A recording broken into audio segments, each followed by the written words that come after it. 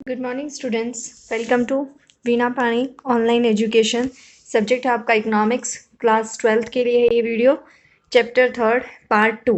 Okay, देखिए इस video last part में हमने क्या डिस्कस किया था। व्हाट इज परफेक्ट कंपटीशन, है ना। परफेक्ट कंपटीशन जिसका हिंदी में मीनिंग क्या था आपका, पूर्ण प्रतियोगिता। इसके बारे में हमने स्टडी किया था, इसकी क्या क्या करेक्टरिस्टिक्स होती है ये पढ़ी थी। आज हम इसके 2 पार्ट्स हो रहे हैं, उनको स्टडी करते हैं। जिसमें है पहला मोनोपोली। पोली का मतलब मैंने आपको बताया था क्या होता है, राइट। और मोनो का मतलब होता है सिंगल। तो एक का अधिकार क्या हो गया, एकाधिकार, वो क्या कहलाता है आपका, मोनोपोली। मोनोपोलिस्टिक कंपटीशन, एकाधिकार प्रतियोगिता। ठीक है, ये है एकाधिकार, ये क्या है, एकाधिकारी प्रतियोगिता। देखो अब क्या, फर्स्ट आपको क्या दिया हमें, मोनोपोली। मोनोपोली अभी मैंने बताया ना, जिसके अंदर क्या है, एक का राइट हो।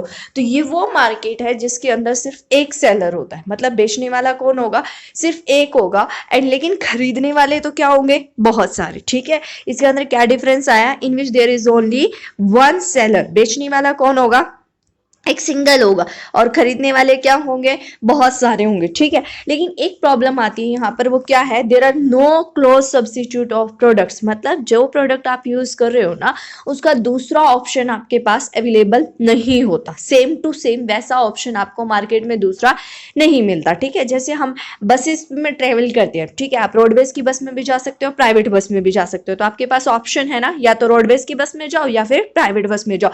तो वो मोनोपोली का पार्ट नहीं है। लेकिन अगर हम ट्रेन की बात करें, तो ट्रेन तो क्या है आपकी, एक ही गवर्नमेंट के कंट्रोल में है ना। क्या ट्रेन का कोई प्राइवेट ऑप्शन सुना है आपने, नहीं ना। रेलवे या एलपीजी गैस जो आपके घरों में आती है। ठीक है, तो मोनोपोली क्या हो गई, जिसके अंदर एक सिंगल सेलर हो और बहुत सारे क्या हो, बायर हो। और साथ में उस प्रोडक्ट का कोई भी क्लोज सब्सिट्यूट नहीं होना चाहिए। क्लोज सब्सिट्यूट मतलब उससे मिलता जुलता आपको सामान मार्केट में नहीं मिलेगा, वो क्या कहलाएगा आपका, मोनोपोली। अब कैरेक्टरिस्टिक्स क्या है, characteristics of the monopoly, the following are the characteristics of monopoly। देखो इसकी क्या क्या characteristics है, मतलब विशेषताएं। सबसे पहला कहता है वन सेलर। क्या बात है अभी, ये क्या है, वन सेलर है।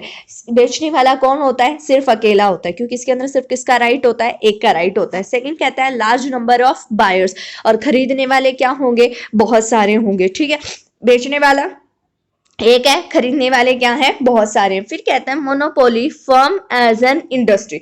मैंने आपको लास्ट वीडियो में भी बताया था, देखो ये है आपकी इंडस्ट्री, और इसके अंदर क्या होती है, बहुत सारी फर्म होती है। और जब हम इन सारी फर्म्स को मिला लें तो वो आपकी क्या बन जाती है, इंडस्ट्री, उद्योग। ठीक है, लेकिन इसके अंदर हमने ये पढ़ा कि बेचने वाला क्या है, एक ही बेचने वाला है, तो दूसरा तो कोई है ही नहीं। तो ये एक ही है, तो ये फर्म भी एक ही खुद ही है और इंडस्ट्री भी खुद ही है। तो मोनोपोली फर्म क्या है, खुद ही फर्म है और खुद ही क्या है, इंडस्ट्री है। ठीक है, फिर कहता है नो क्लोज सब्सिट्यूट। अभी मैंने आपको बताया था कि जैसा प्रोडक्ट ये आपको दे रही है ना, वैसा दूसरा प्रोडक्ट आपको मार्केट में नहीं मिल सकता। ठीक है, क्योंकि अगर मिल गया तो इसका एक का अधिकार क्या हुआ, फिर तो आप किसी दूसरे से भी खरीद सकते हो। ये जो सर्विस आपको देगी वो सिर्फ इसके पास होगी, दूसरा किसी के पास भी नहीं होगी। ठीक है, no entry of new firms. अभी मैंने क्या बताया था कि इसके अंदर क्या होता है, ये एक अकेली फर्म है, ये ना तो किसी को इसके अंदर आने देती है। क्यों क्यों नहीं आने देती, अगर मान लो ये एक और फर्म इसके साथ आ जाए तो जो इसका प्रॉफिट है वो इसके पास चला जाएगा, क्योंकि अभी तो ये सिर्फ अकेला बेचने वाला है, लेकिन फिर बेचने वाले क्या हो जाएंगे, दो हो जाएंगे। तो दो हो गए तो कस्टमर क्या हो गए, दोनों में बढ़ जाएंगे। कस्टमर बढ़ गए तो इनका क्या बढ़ जाएगा, प्रॉफिट बढ़ जाएगा। ठीक है, तो no entry of new firms, किसी भी नई फर्म को आने नहीं दिया जाता। फिर है प्राइस पर कंट्रोल रखती है ये। किस पर कंट्रोल रखती है, प्राइस पर। कैसे कंट्रोल रखती है, अब देखो आपको मार्केट से कोई चीज चाहिए और वो मार्केट में सिर्फ इस शॉप पर मिलती है और किसी शॉप पर नहीं मिलेगी, तो अब उसको भी ये पता है कि आपको इस चीज की जरूरत है, आप उससे लोगे ही लोगे। तो प्राइस पर किसका कंट्रोल हुआ, इस फर्म का कंट्रोल हुआ। जब उसको पता है कि आपको जरूरत है और दूसरी कहीं से नहीं मिल सकती, तो आपसे प्राइस क्या कर सकती है, ज्यादा ले सकती है, महंगा प्रोडक्ट आपको बेच सकती है। ठीक है, उसके बाद आता है possibility of price discrimination. Discrimination का मतलब क्या होता है कि देखो अलग अलग लोगों से अलग अलग प्राइस चार्ज करना। ठीक है, प्रोडक्ट सेम दे रहे हैं सबको, लेकिन हम प्राइस क्या कर रहे हैं, अलग अलग चार्ज कर रहे हैं। ठीक है, किसी को मैंने एक प्रोडक्ट बेचा 50 रुपीज में, अब वही प्रोडक्ट लेने कोई मेरा नॉन आ गया जो जिससे हमारी काफी जान पहचान है या रिलेशनशिप में है, उसको मैंने वो प्रोडक्ट बेच दिया 45 में। तो एक प्रोडक्ट मैं यहाँ 50 का बेच रही हूँ, यहाँ कितने का बेच रही हूँ, 45 का, और प्रोडक्ट क्या है, सेम है, लेकिन मैंने प्राइस क्या चार्ज किया, अलग अलग चार्ज किया। तो इसीलिए क्या बन गया, प्राइस डिस्क्रिमिनेशन। क्लियर हुआ। अब मोनोपोली की क्या क्या कैरेक्टरिस्टिक्स है, सबसे पहले सेलर क्या होगा, एक सेलर होगा, बेचने वाला एक है। बायर्स क्या है, बहुत सारे हैं। खरीदने वाले क्या है आपके, बहुत सारे। मोनोपोली में फर्म और इंडस्ट्री दोनों में कोई भी डिफरेंस नहीं होता। नो क्लॉज सब्स्टिट्यूट, आपके पास दूसरा कोई भी ऑप्शन अवेलेबल नहीं होगा। No entry of new firms, इसके अंदर किसी भी नई फर्म को आने की एंट्री नहीं होती। प्राइस कंट्रोल, प्राइस के ऊपर इस फर्म का क्या होगा, पूरा का पूरा कंट्रोल होता है। चाहे तो प्राइस को बढ़ा सकती है और चाहे तो प्राइस को कम कर सकती है। पॉसिबिलिटी ऑफ प्राइस डिस्क्रिमिनेशन, अलग अलग लोगों से अलग अलग प्राइस को चार्ज कर सकती है। ठीक है, देखो ये क्या है भाई, मोनोपोलिस्टिक कंपटीशन। मोनोपोलिस्टिक कंपटीशन एकाधिकार प्रतियोगिता। अब वर्ड क्या ऐड हो गया, प्रतियोगिता। उसके अंदर कोई कंपटीशन नहीं था क्योंकि वो एक सिंगल था, लेकिन इसके अंदर क्या है, कंपटीशन है। कैसे है, there are large number of buyers, खरीदने वाले क्या होंगे, बहुत सारे, and large number of sellers, और बेचने वाले भी क्या है, बहुत सारे। खरीदने वाले भी बहुत सारे, बेचने वाले भी बहुत सारे। And there are close substitute of products, ये जो प्रोडक्ट बेचेंगे ना उसके बहुत सारे सब्स्टिट्यूट आपको मार्केट में मिलेंगे। कैसे, जैसे मान लीजिए आपका बिस्किट खाने का मन है, ठीक है, बिस्किट का मन है, तो आपको मार्केट में बहुत सारे बिस्किट मिलते हैं ना, ठीक है। कौन कौन से मिलते हैं, जैसे पार्ले जी का बिस्किट हो गया आपके पास, सनफीस्ट के हो गए, ओरियो का हो गया, तो बहुत सारे हैं, लेकिन सब में क्या है, बिस्किट है, लेकिन टेस्ट क्या होगा, थोड़ा थोड़ा अलग अलग होगा। तो चीज क्या है, सेम है, बट डिफरेंस किस चीज का है, टेस्ट का और क्वालिटी का। ठीक है, तो यहाँ पर ये क्या है, बिस्किट्स के हमारे पास क्या है, बहुत सारे ऑप्शंस अवेलेबल होते हैं। जैसे आप सुबह उठ के टूथब्रश करते हो, है ना, तो कॉलगेट भी यूज कर सकते हो आप, पेप्सोडेंट यूज कर सकते हो, बहुत सारे डाबर आती है, तो जिस ये क्या है, बहुत सारे ऑप्शंस अवेलेबल है, आप उनमें से एक को चूज करते हो, तो आपके पास क्या होंगे, close substitute of products available होंगे। कि इसमें क्या होगा, लार्ज नंबर ऑफ बायर्स होंगे, लार्ज नंबर ऑफ सेलर्स होंगे, और साथ में उनके क्या होंगे, क्लोज सब्स्टिट्यूट आपके पास अवेलेबल होंगे।